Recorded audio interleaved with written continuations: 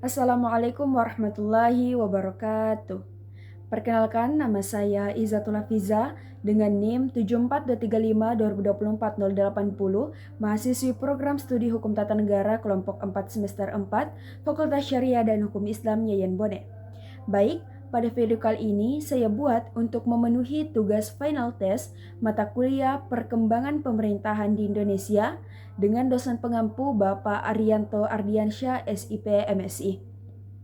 Baik, adapun tugas yang diberikan yaitu memberikan tanggapan mengenai video yang berjudul Demo Mahasiswa Jadi Alarm Bagi Presiden Prabowo, Pemerintah Diminta Dengar Suara Rakyat.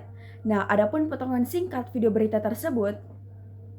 Aksi demonstrasi mahasiswa di berbagai kota dan daerah di Indonesia harus menjadi alarm serius bagi penguasa negeri ini. Karena suara mahasiswa mewakili suara rakyat yang resah atas kebijakan dan langkah penguasa yang memicu ketidakadilan di masyarakat. Setelah menonton video tersebut, saya memahami bahwa demonstrasi mahasiswa dipandang sebagai salah satu bentuk kontrol sosial terhadap pemerintah. Dalam sistem demokrasi, mahasiswa memiliki peran sebagai agent of change dan social control, yaitu mengawasi kebijakan pemerintah serta menyampaikan aspirasi masyarakat ketika terdapat kebijakan yang dianggap kurang berpihak kepada rakyat. Nah, menurut saya, peran utama dari video ini Protes mahasiswa atas kenaikan harga BBM non-subsidi tentu mewakili keresahan terkait semakin melemahnya daya beli masyarakat karena harga bahan pokok juga ikut naik. Terlebih lagi, ancaman PHK masih terus menghantui dunia usaha akibat pelemahan nilai tukar rupiah dan kondisi ekonomi global yang tidak stabil. Sementara itu saudara, di saat situasi ekonomi sulit dan ruang fiskal APBN kita tidak longgar, Presiden Prabowo belum terlihat akan mengambil kebijakan yang berbeda terkait program makan bergizi gratis atau MBG. Adalah bahwa pemerintah tidak boleh menganggap demonstrasi sebagai ancaman, melainkan menganggap sebagai bentuk kepedulian masyarakat, khususnya mahasiswa. Nah, kritik dan aspirasi yang disampaikan mahasiswa dapat menjadi bahan evaluasi agar kebijakan yang dibuat lebih tepat sasaran dan sesuai dengan kebutuhan masyarakat. Nah, ada beberapa nilai yang saya peroleh dari video tersebut. Yang pertama yaitu pentingnya menjaga demokrasi dengan memberikan ruang bagi masyarakat untuk menyampaikan pendapat.